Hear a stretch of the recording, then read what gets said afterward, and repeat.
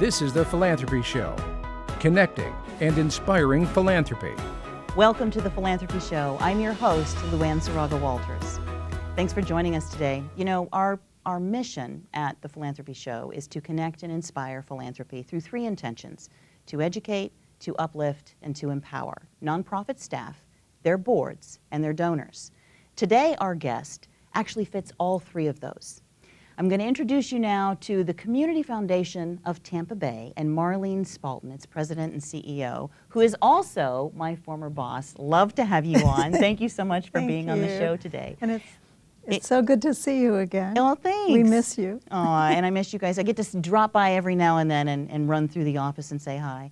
But you know what I mean about connecting and inspiring staff, boards, and donors is that the Community Foundation plays all of these roles within the community by really connecting the philanthropists to their interests, to the nonprofits, their passions that they want to continue. So I wanted to kind of go, we've had Beverly McLean on, Senior VP of Philanthropic Services at the Community Foundation, but I wanted to really dive in with you about the role of a community foundation, particularly for how that does tie the staff and boards together with the philanthropists in the community. The idea that this is so phenomenal.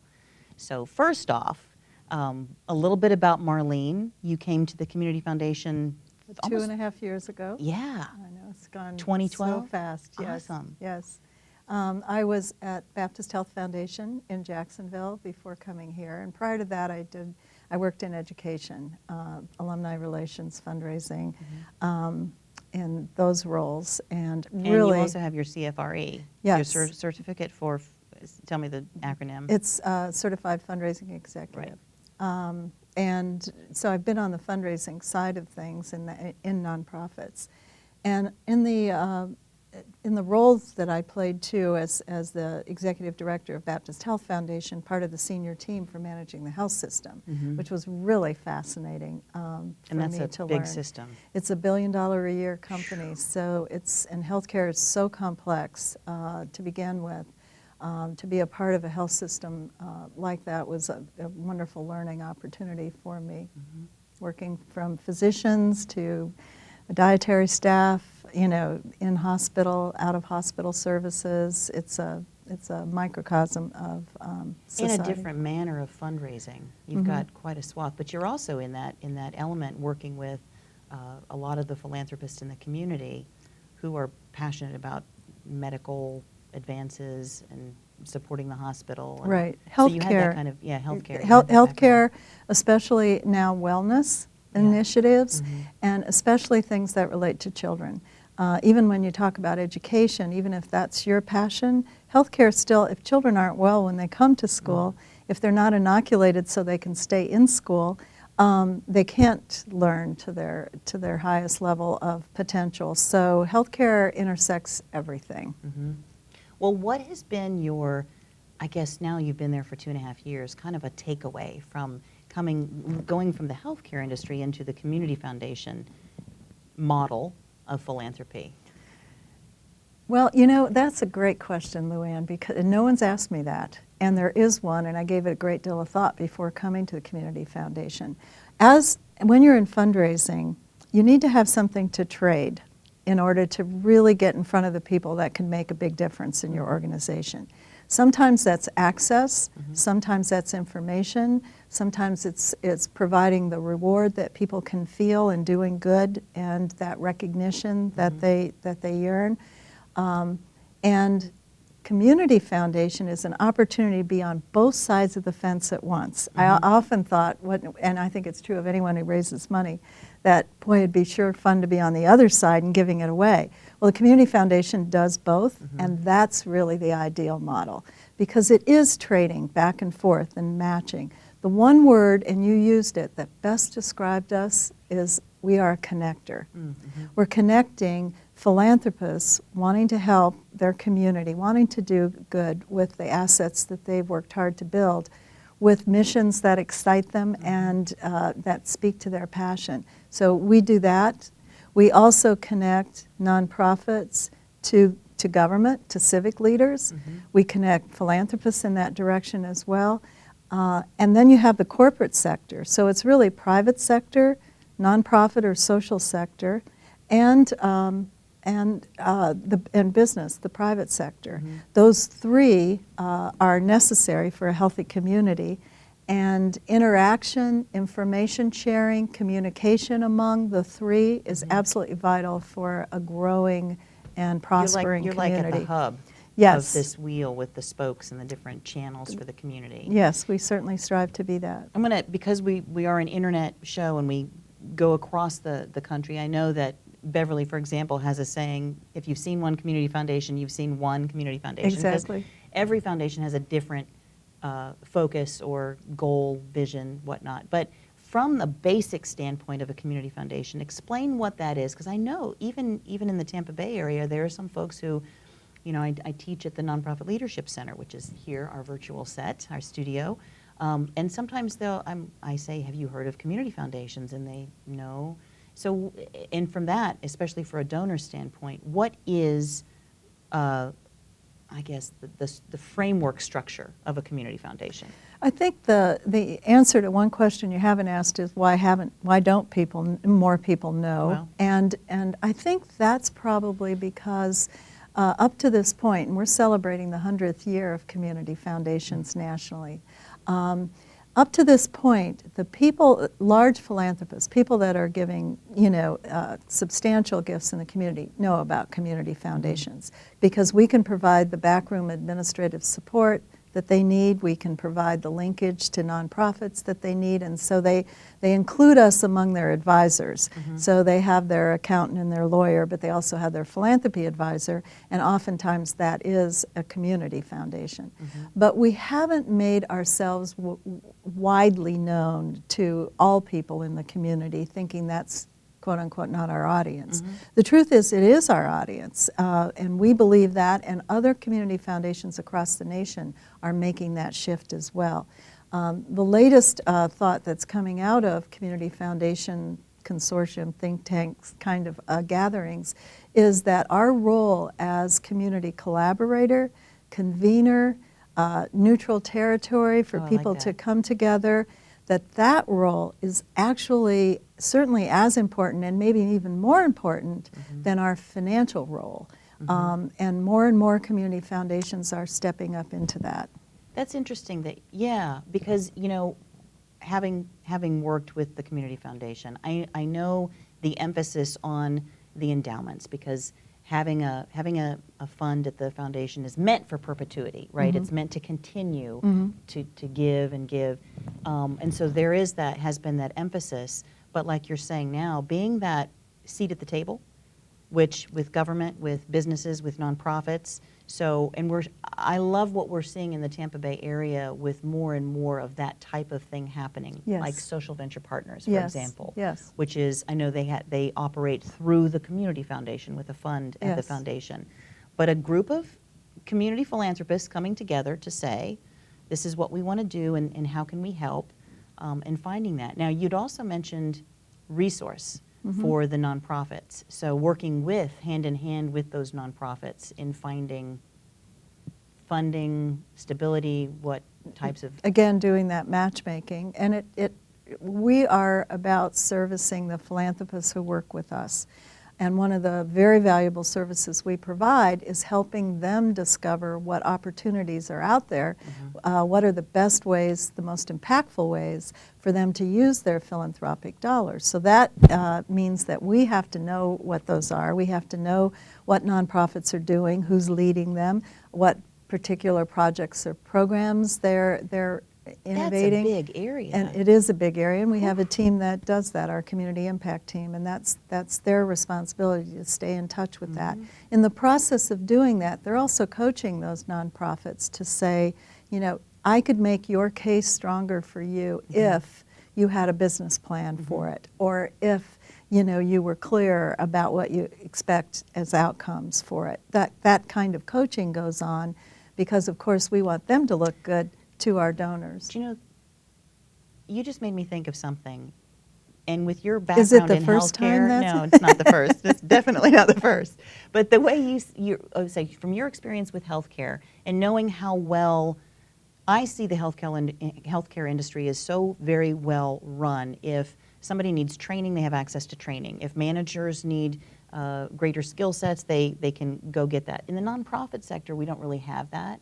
Are there some things that maybe, and like you're saying, you've got a team in place who's saying to these nonprofits, well, here's some things that might be of value to you, that will help you in becoming more sustainable, help you in growing and whatnot.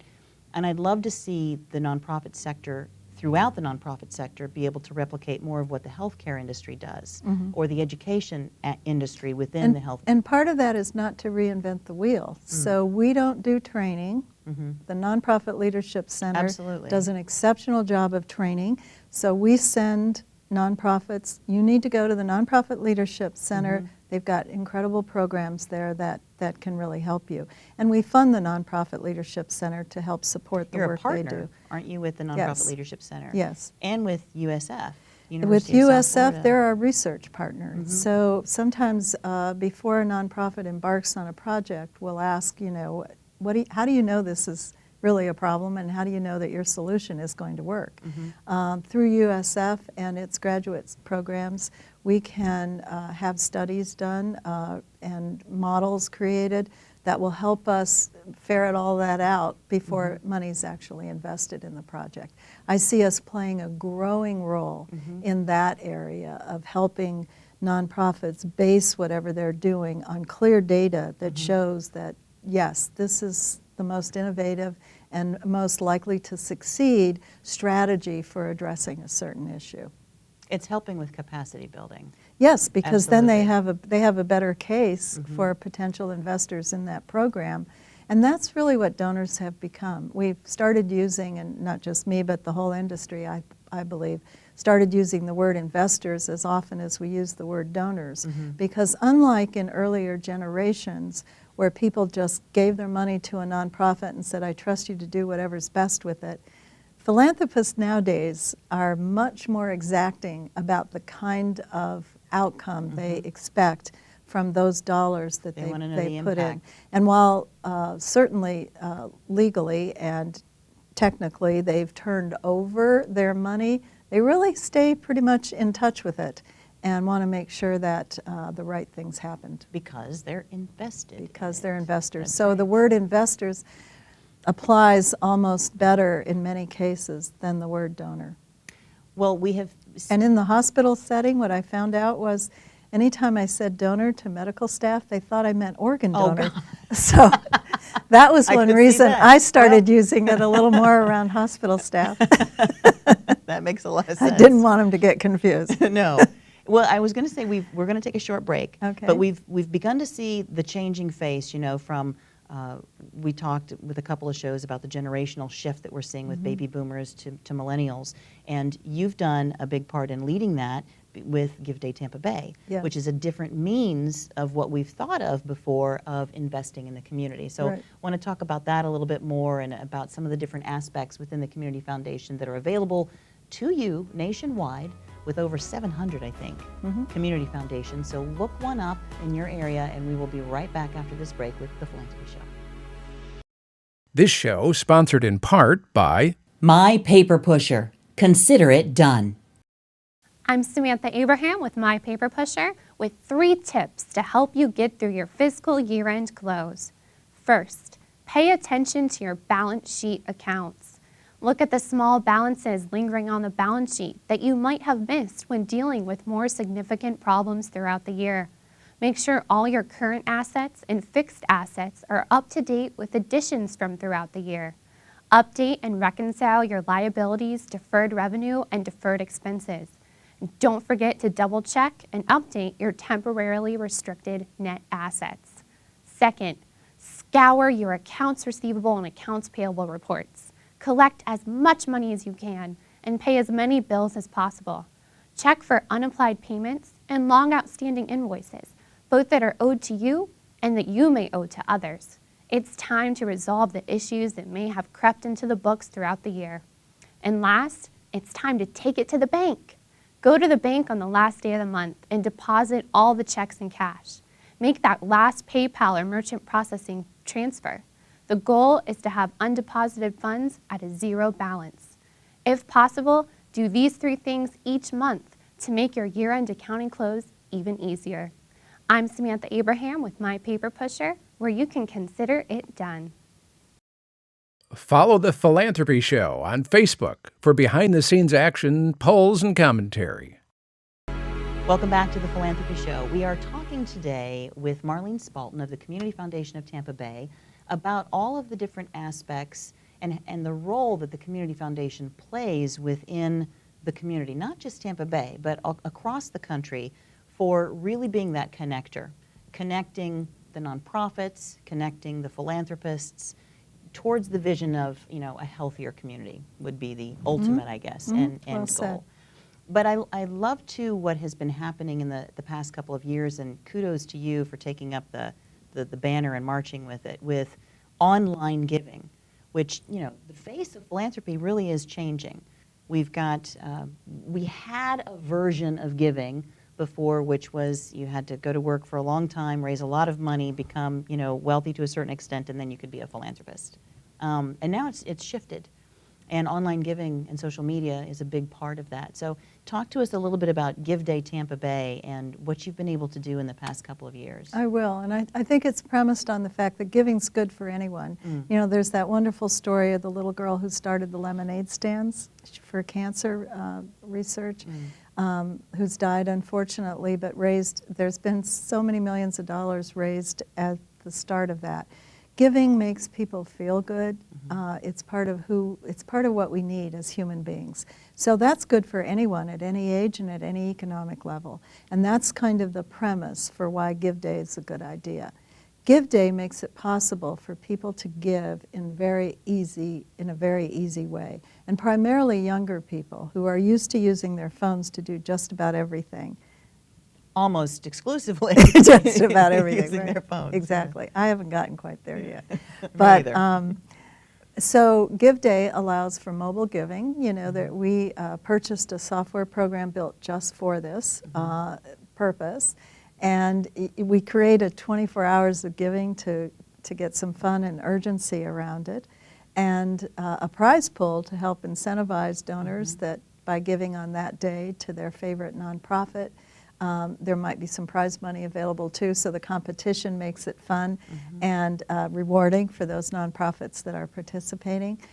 So Give Day Tampa Bay has good feel all the way around. The Community Foundation has done it now for 2 years, both very successfully, and we continue to learn, and we've got already new ideas for next year's Give Day Tampa Bay, and are really looking forward to that again. But the numbers of people who are engaged as first-time donors is tremendous. Yeah, and do you have demographics on that? Do you know ages? Do you have anything like that? We don't collect age data. Part of probably difficult to do on. Yeah. It's hard to do quickly. You don't want to ask the donor too many questions that's going to make it so that they don't want to take the time to make their donation. So we don't have that. Anecdotally, we know that many of them are younger donors, but there's also a large group of older donors who are fascinated with that and who are as computer savvy as their grandkids and have learned to be because of their grandkids maybe, who participate as well. So it really does cross all generations, we're finding. You're out and about a lot in the community, and I know that from just your first year. Yes. I mean, it was like, wow, how does she even keep up with this schedule? Right. Have you seen young philanthropists more actively involved? What have you seen that that era? We have, is it AYP, the Association of Young Philanthropists, and there are a couple of different organizations like that. They seem to be more, I don't know, on the radar these days. And I think that's because of this national trend where the lines between those sectors we talked about earlier are becoming blurred. So now there's even a Corp B, I believe it's called, a kind of way to organize your business where you are a business, but you are not, your intent is not necessarily just to be measured by the profits you build for your shareholders, but for the social good that you accomplish. The B Corporation. Thank you. Yes. Yes. And, yeah. So that's an indication of the fact that these newer generations are blending together philanthropy with business and making money as well. And so The philosophy is changing. yeah, the whole, yes, what we call philanthropy is really morphing into something that I think is really exciting and makes total sense. The younger generations, we've learned are not, they don't keep things in silos as much as older generations do in any aspect. And the technology allows them to juggle that and has actually, I think, promoted that. So that philanthropy would change as well makes total sense in the climate that is being created with the addition of technology to our lives. The placement that you have as the community foundation, and we talked briefly about it in the first segment, puts you in such a unique position because you do have exchanges and interchanges with so many different sectors within the community. Right. So you get even, the community foundation, yay, celebrating 100 years, but now because of the model being set up for perpetuity, you're changing with the community as it goes. Right. So do you find that you're often tapped into to say, Marlene, could we have your advice on such and so? Because that's what you're doing. You're really at the center of all the stuff that's going on. Yes, we consider it our obligation to stay informed about what's happening and to certainly share that information with leaders throughout the community and for a lot of different purposes. One thing that's happened fairly recently that was interesting is we were called in by a bank to advise them on their corporate philanthropy and what direction they should take with that. And companies are becoming— That's encouraging. Yes, very encouraging. They're becoming more purposeful. Many companies aren't satisfied with just buying a table at events, all year, but really want to have a direction for their philanthropy. And you see companies doing very well who do good, like a Starbucks, who people justify paying that a little bit extra money for Starbucks products because you know that the company itself is doing good out in the world. So it's all that's behind it too, and that's gaining momentum. And companies want to do that strategically in line with their business model, what makes sense to them, and are seeking support and advice for that. Well, I've talked around this perpetuity model, and for those who don't know, let's kind of flesh that out a little bit for like a donor-advised fund or an endowment, how that works in establishing that through the Community Foundation. We hold 3 kinds of funds at the Community Foundation, and one is community endowments. And endowments for us is a word that means permanence. The whole idea is that you create a pot of money, a savings place, an account for doing good that grows, that remains intact perpetually. So you don't invade the origins of the fund. You distribute just enough money from that fund, or as much as you can, without not allowing it to grow. So I used a lot of negatives. Let me try to say it in a more positive way. So an endowment right now at the Community Foundation yields 4%. So 4% of the value of the endowment is distributed each year. With investment, over time, goal of earning 7% on our endowments, the idea is the endowment each year can experience growth while providing annual support for the community. Putting it in real numbers, a $100,000 endowment would yield 4% of that being $4,000. Right. I'm good at this. Good. I was going to let you do it. I almost went, what? And then $1 million being, I'm thinking 40,000, something. Right. So that's healthy. That's healthy grant money. Right. And yet at the same time, the fund is growing so that next year, that if it's still at 4%, that distribution will be larger Because and it's continues invested. to grow. The Right. money is invested. Right. So that's one kind of fund that we hold. A new program that we started a couple of years ago is called Family Foundations Program, and it allows families to create what feels like a private foundation for them and their family, under the umbrella of the community foundation. There's some tax advantages to that. There's some financial advantages to doing it that way, as well as having the support of the community foundation in grant making, education, and those kinds of things. And then the third kind of fund, and where about 35% of our assets are held, are called donor-advised funds. People set up donor-advised funds. I like to think of them as a philanthropy account. And they're extremely helpful in that regard. I can't be objective anymore. I just say they're the best way to give, no matter what level you're giving at. I have my own fund, and what I realized was it allowed me to put money into the fund when it was convenient for me to do that. So in February, I might have something happen that it says, oh, you know, I want to donate this. I don't know to whom or for what right now, but I need to donate it now, because now is when this opportunity has arisen. And I can do that, and I can take the charitable tax deduction at the time I put the money into my donor advised fund. I don't have to decide what to do with it at that point. So that is extremely helpful in that I may not know at that point. And October comes along, and I've heard about a project I'd like to support.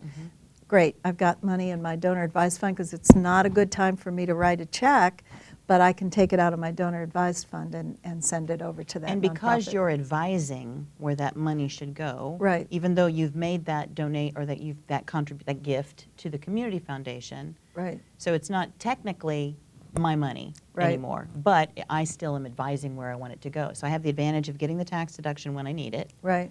and it's still being held so I can decide where I want it to go, And invested in growing. and invested in growing. And a big point for this, I think, which Sharon and I were just having a meeting a week or two ago and talking about, you know, the advantage of having a donor advised fund. Your money is pooled together, correct? Yes. So, and what that means being my 100,000 from here to there in going to you would actually be then pooled together with the other, what's your asset level up to? Almost 200 million. 200 million, giving it that much more, I guess, punch. Right. Access to different types of investment vehicles that Right. might not be available at a At a $100,000. much lower cost. Yeah. Our cost this last year for our investments, the share per fund is 0.23%, Wow. which is really low. That's fantastic. But it's because we're able to invest large amounts of money. The other aspect I think that people need to really know about when they're thinking about coming into a community foundation is that you take care of the administrative work. Right. So all the donor has to do is notify us that they want to make a grant to an organization. We do everything else. We write the check, a letter goes to the organization explaining it's coming from that donor, unless the donor wants to be anonymous, which is another reason why people use community foundations. It's really the only way to remain totally anonymous. And for some donors and for some purposes, people have reason for that. But we take care of all of that. We get reports back from the organization if the donor would like those, and do anything else that needs to be done with that. Since I think it was October of last year, we now have a donor portal where donors can actually do all of that online. So they can open their account, their donor advised fund. They can see what's in there and the balance that's in there. They can see their prior grants, which is very helpful. Oh yeah, I already gave to them this year is something that happens. Or oops, I haven't given them a gift yet this year. So they can see all that grant history, and right from that portal, they can request their grant, and it goes through our systems, and we take care of the rest. So it's kind of similar to your online banking setup. You can get Very. into your account, you can see, well, it's not your account, but it's your fund, Exactly. your donor advised fund, and decide where you want to go Exactly. with that. Right. So from the nonprofit standpoint too, and want to talk a little bit about that, how are you helping, because I know that you do, and you have from individuals who call up and say, hey, I'm interested in this specific, environmental quest or something, or can you tell me something about XYZ Foundation or nonprofit, that kind of a thing. You can also help those donors in educating them towards what it is they're trying to grant Right. toward. I think, that's my theory, but I think it's true, that for many of us, it was for me, the philanthropy is a two-step process.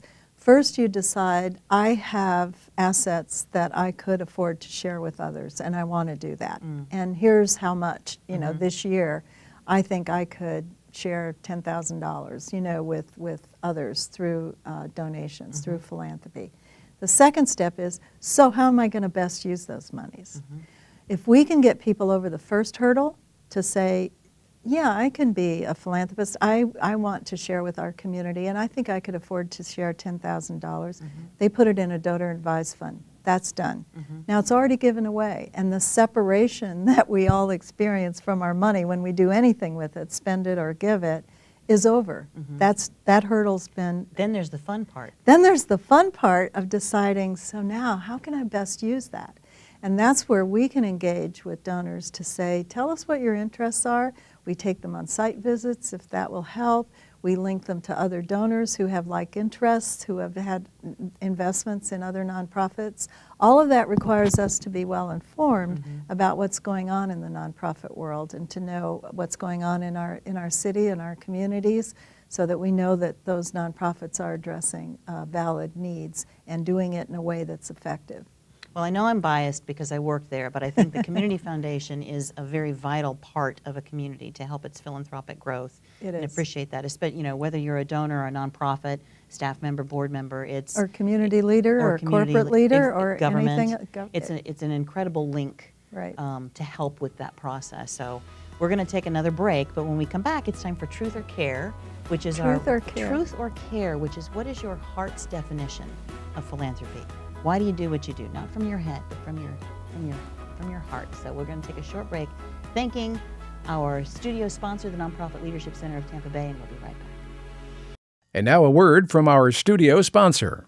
Hi, I'm Jen Dodd, Education Manager at the Nonprofit Leadership Center, and I have a quick Twitter tip for nonprofits about having multiple Twitter accounts related to your brand. At the NLC, we have our main account with the handle, aka account name, at NLCTB, which is a shortened form of our legal name and also an abbreviation we use in our messaging and our marketing.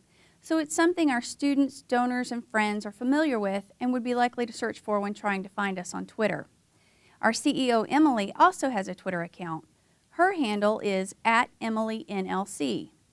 As our social media manager, I plan and execute our daily Twitter communication strategy through our main account, sharing information that nonprofit professionals, board members, and volunteers will find relevant and timely. I can also share information about upcoming classes as well as nonprofit resources and best practices. So while I try to keep it fun and occasionally inject some humor, our main Twitter account is more nuts and bolts and less human. And we all know people would prefer to interact with other people over brands, right? So it's important to us that our CEO has her own handle for live tweeting from nonprofit sector events, sharing information of interest to other nonprofit leaders and professionals, and interacting with brands and people on our behalf via Twitter. In this way, Emily's own personality, expertise, and experience shine through. Emily maintains her own Twitter account so that it reflects her own voice, tone, and perspective. So no ghostwriting your CEO's tweets, please.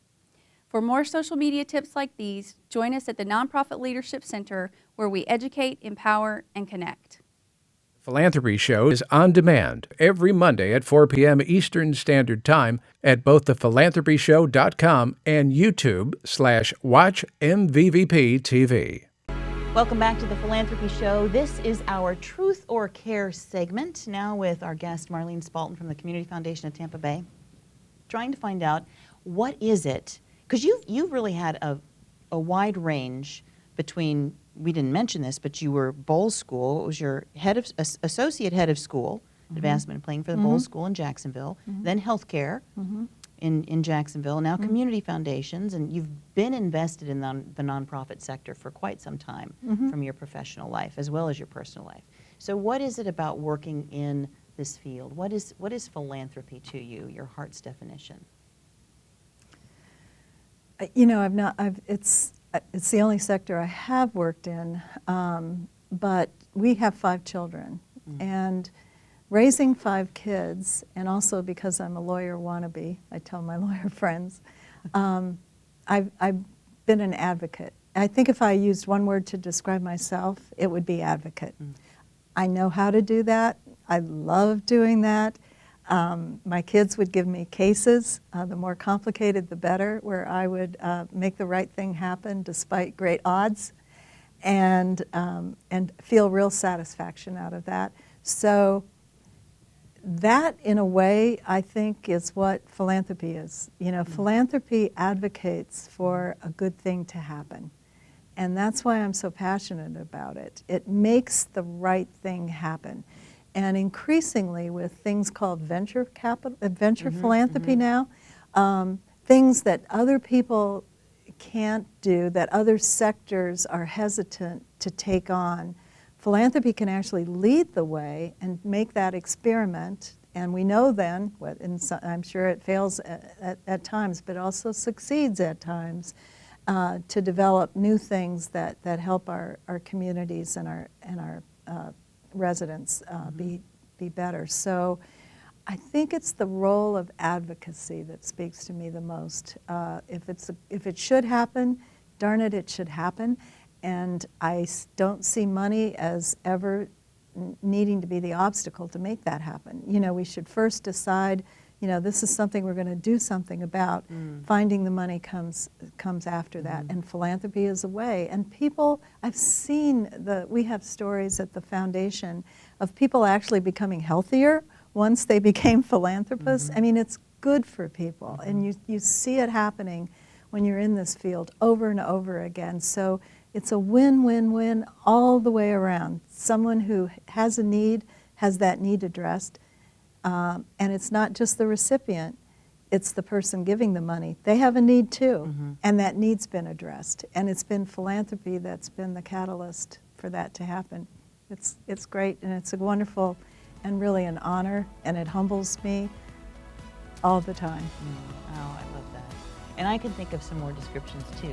Enthusiastic adventurer and philanthropic pioneer, I think, is what you are as Thank well. you. So thank you. Thank you Thank for you. everything that you've done for this community, and just love having you on the show today. Thank you. Seeing you again. Thank you for having me. Wonderful. And that wraps up today's Philanthropy Show. Please be sure to check out our past shows in the Past Shows tab. And as always, look for another show next Monday at 4 o'clock. See you then.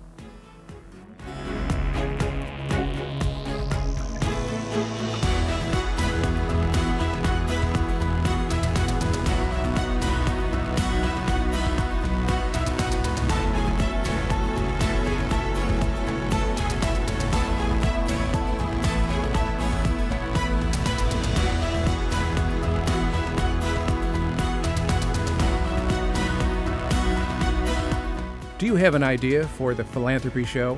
Contact us via our website or email us at tps@myvideovoice.com.